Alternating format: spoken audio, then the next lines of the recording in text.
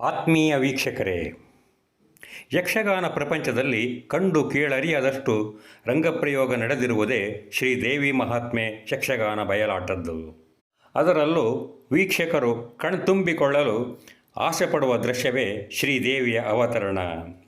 ಕೇವಲ 10 ಅಡಿ ಉದ್ದ 10 ಅಡಿ ಅಗಲದ ರಂಗಸ್ಥಳದಲ್ಲಿ ಹಿಂಭಾಗದ 3-4 ಅಡಿಗಳಷ್ಟು ಹಿಮ್ಮೇಳದವರು ಆಕ್ರಮಿಸಿದರೆ, ಉಳಿದ 6 ಅಡಿ ಅಗಲ 10 ಅಡಿ ಉದ್ದದ ಕಿರುಜಾಗೆಯಲ್ಲಿ ಬ್ರಹ್ಮ, ವಿಷ್ಣು, ಮಹೇಶ್ವರಾದಿ ತ್ರಿಮೂರ್ತಿಗಳು, ದೇವೇಂದ್ರಾದಿ ದೇವಾನುದೇವತೆಗಳು ಕಿಕ್ಕಿರಿದು ತುಂಬಿರುವ ರಂಗಸ್ಥಳದ ಮಧ್ಯಭಾಗದಲ್ಲಿ ಅಷ್ಟಭುಜೆಯಾಗಿ ಅವತರಿಸುವ ಶ್ರೀದೇವಿಯನ್ನು ನೋಡುವುದೇ ಒಂದು ಸೊಬಗಾದರೆ, ಎಲ್ಲರಿಂದಲೂ ದಿವ್ಯಾಸ್ತ್ರಗಳನ್ನು ಪಡೆದು ದುಷ್ಟ ನಿಗ್ರಹದ ಭರವಸೆಯನ್ನು ನೀಡುವ ಶ್ರೀದೇವಿಯ ಅಭಯವಾಣಿಯನ್ನು ಕೇಳುವುದೇ ಕರ್ಣಾನಂದದ ಬೆರಗು. ಕೊನೆಯಲ್ಲಿ ಸಿಂಹವಾಹಿನಿಯಾಗಿ ದೇವೋಚಿತ ಗಾಂಭೀರ್ಯದಿಂದ ಸಾಗುವ ಆದಿಶಕ್ತಿ ಮಹಾಮಾಯೆಯ ರೂಪಲಾವಣ್ಯ ಬಣ್ಣಿಸಲಸದಳ. ಬನ್ನಿ ವೀಕ್ಷಿಸಿ ಆ ಸೊಬಗಿನ ಸನ್ನಿವೇಶ. ಈ ಪುಣ್ಯಪ್ರದ ದೃಶ್ಯಾವಳಿಯನ್ನು ನಿಮ್ಮ ಆಪ್ತೇಷ್ಟರಲ್ಲೂ ಹಂಚಿಕೊಳ್ಳಿ. ಧನ್ಯವಾದಗಳು. ಜೈ ಶ್ರೀರಾಮ್, ಜೈ ಶ್ರೀರಾಮ್, ಜೈ ಶ್ರೀರಾಮ್.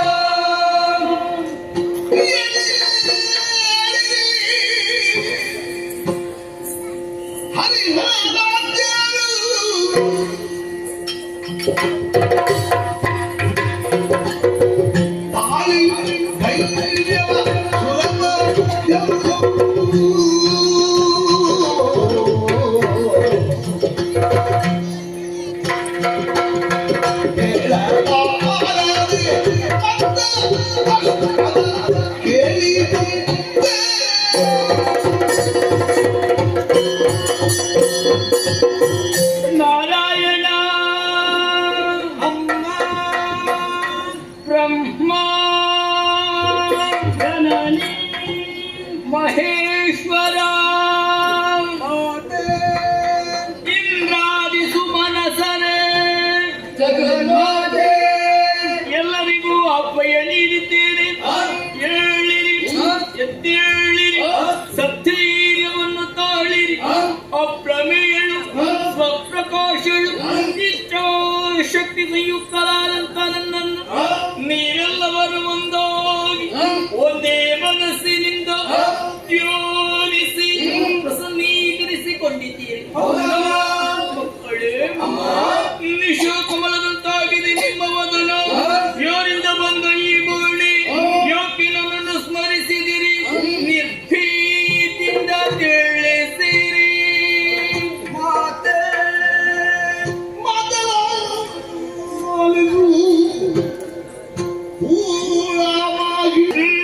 ಅಷ್ಟೇ ಅಲ್ಲ, ಬ್ರಾಹ್ಮಣರನ್ನು ಪೀಡಿಸಿದ, ಸೂರ್ಯ ಚಂದ್ರನ ನನಗೆ ತಡೆಯನ್ನು ಒಡ್ಡಿದ. ಅಷ್ಟೇ ಅಲ್ಲ, ಲೋಕ ಕಂಟಕನಾಗಿ ಮೆರೆಯುತ್ತಾ ಇದ್ದಾನೆ. ಅಂತ ದುಷ್ಟರನ್ನು ವಧಿಸಿ ನಮ್ಮನ್ನು ರಕ್ಷಿಸಬೇಕು.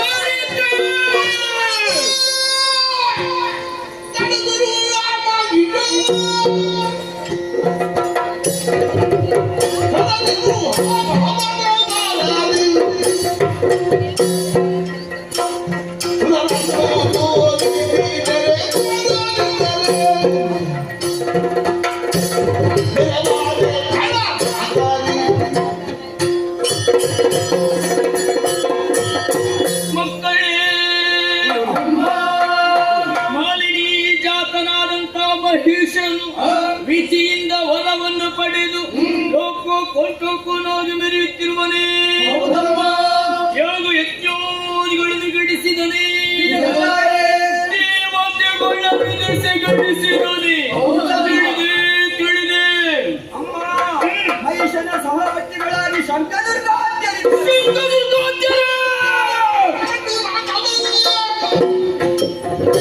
ಚಕ್ರಾಸುರು, ದುರ್ಗಾಸುರು, ಬಿಡಲಾಸುರರು ಎಷ್ಟೇ ಬಲಿಷ್ಠರಾಗಿ ಮೆರೆದರು.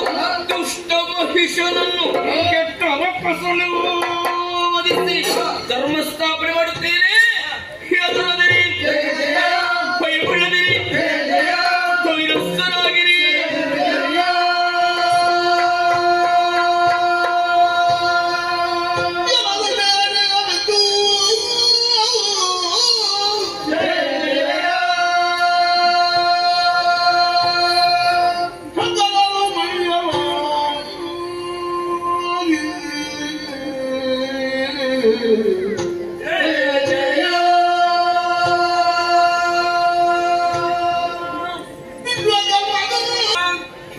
ಇಂದ್ರಾದಿ ಸುಮನಸರೇ, ಮಹಾಮಾತೆ ಪ್ರತ್ಯಕ್ಷವಾಗಿ ನಮಗೆ ಅಭಯ ವಾಕ್ಯವನ್ನು ನೀಡಿದ್ದಾಳೆ.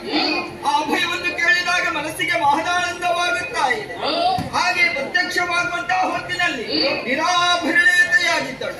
ಶೃಂಗಾರ ಮಾಡುವುದಕ್ಕಾಗಿ ಮಯ ವಿಶ್ವಕರ್ಮರು ಸಕಲ ವಸ್ತ್ರಾಭರಣಗಳನ್ನು ತಂದಿದ್ದರೆ ತಡ ಸುರನಾರಿಯರು ಎಲ್ಲ ಸೇರಿಕೊಂಡು ಶಾಸ್ತ್ರ ಪ್ರಕಾರವಾಗಿ ಶೃಂಗಾರವನ್ನು ಮಾಡಿದ್ದ. ಹಾಗೆಯೇ ಅಮ್ಮನ ಮಹಿಷವನ್ನು ವಧಿಸುವುದಕ್ಕಾಗಿ ಅಮ್ಮನಿಗೆ ಆಯುಧಗಳ ಅಗತ್ಯವಿಲ್ಲದಿದ್ದರು. ನಮ್ಮ ಆಯುಧಗಳು ಪಾವಿತ್ರ್ಯತೆಯನ್ನು ಹೊಂದುವುದಕ್ಕಾಗಿ ಅಮ್ಮನಿಗೆ ಅರ್ಪಿಸೋಣ. ಆಗದೆ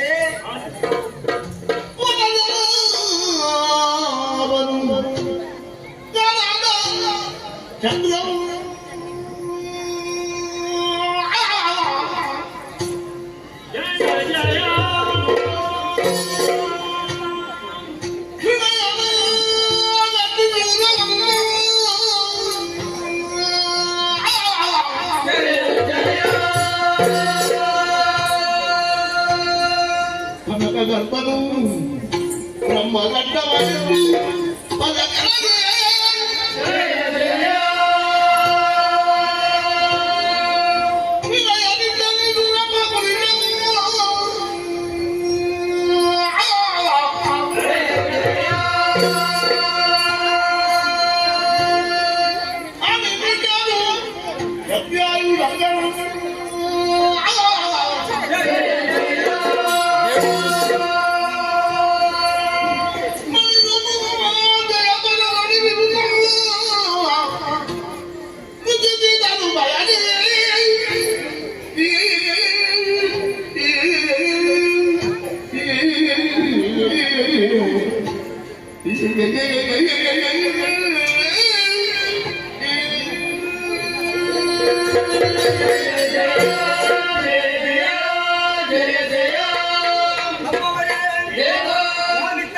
ಆಯುಧಗಳನ್ನು ಸಂತೋಷದಿಂದಲೇ ಅಮ್ಮದು ಅಷ್ಟಭುಜಗಳಲ್ಲಿ ಧರಿಸಿಕೊಂಡಿದ್ದಾಳೆ. ಹಾಗೆ ಆ ಮಹಿಷವನ್ನು ವಧಿಸುವುದಕ್ಕಾಗಿ ಆ ವಾಹನದ ಅಗತ್ಯವಿಲ್ಲದಿದ್ದರು. ಪರ್ವತರಾಜನೇ ಕೇಸರಿಯಾಗಿ ಬರ್ತೇನೆ ಎಂದು ತಂದೆಯನ್ನಾಡಿದ್ದರು.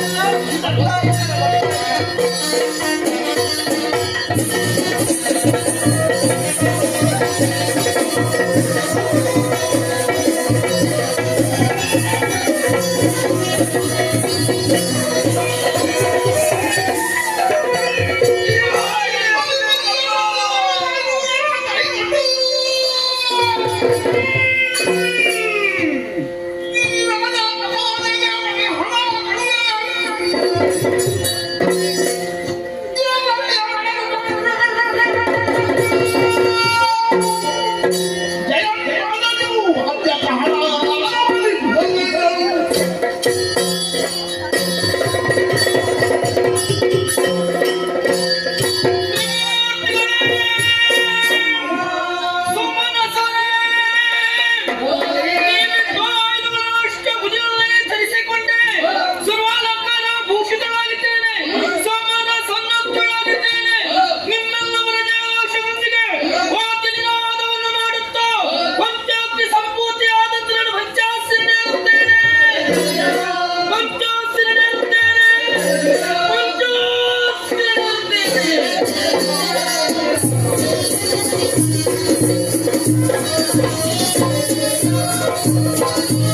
ಶಕ್ತಿ